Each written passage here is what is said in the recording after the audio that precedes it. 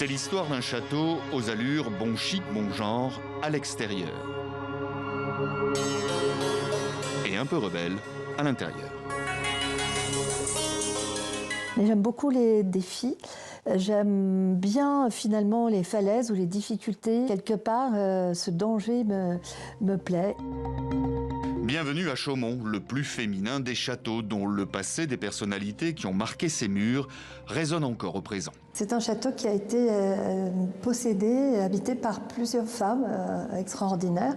Il y a d'abord eu Catherine de Médicis qui a donné ce château à celle qui était sa rivale, paradoxalement, Diane de Poitiers. Puis vient l'ère du romantisme, avant l'arrivée, à la fin du 19e siècle, de la princesse de Breuil, une jeune richissime de 17 ans qui achètera le château sur un coup de tête et en fera un des hauts lieux de la Belle Époque. Donc ici, il y a eu des dîners extraordinaires. Lorsque le Maharaja de Kapurthala venait, il venait aussi avec son cuisinier. Donc il fait imaginer des fêtes incroyables, comme on n'en voyait pas beaucoup en Europe. Et pour remercier son hôtesse, il avait apporté une éléphante, Miss Punji. Et cette éléphante, on la voit sur les photographies de l'époque, participer à la vie du château, aux chasses et aux fêtes.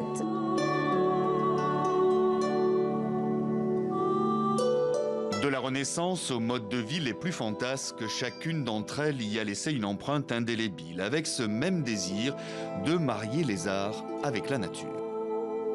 Ce qui est féminin, c'est toujours difficile à définir. Je pense qu'on peut lier le féminin au désir d'harmonie.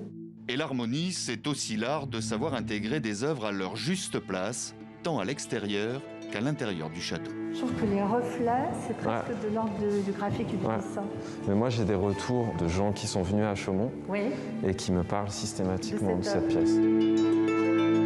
Ce lieu, donc Chaumont, c'est un lieu qui est devenu emblématique de cette recherche-là, de l'homme et de la nature, ou plus spécifiquement du regard de l'artiste sur la nature.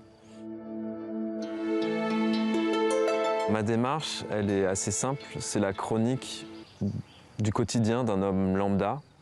Et depuis quelques années est venue se greffer cette vraie problématique qui est la nature et le rapport de l'homme à la nature. Donc dans mon travail, il y a des métamorphoses d'animal, de végétal. J'ai mis du temps avant de comprendre pourquoi je le faisais, mais le fait est que c'est ça. Ou quand deux mondes se rencontrent pour finalement ne faire plus qu'un, où chacun avec son propre langage, sa propre perception est à même de se comprendre. Ces œuvres sont là pour nous inciter à regarder autrement la nature. Je pense qu'un des grands défauts est de considérer que certains publics ne vont pas comprendre.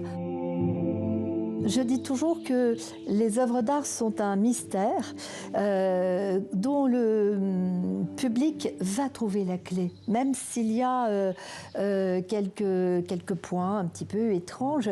Il va interpréter l'œuvre à sa façon. Ce qu'il faut, c'est déclencher en lui l'émotion. C'est de l'écologie poétique. Je crois que les messages, qu'ils soient scientifiques, philosophiques ou même politiques, sont plus efficaces lorsqu'ils utilisent le chemin de l'art et de la poésie. Et c'est comme cela que l'on retrouve tout au fond du parc la tombe de Miss Punji, vous savez, l'éléphante de la princesse fantasque, une tombe fictive en guise d'hommage. Ceci est une œuvre d'art.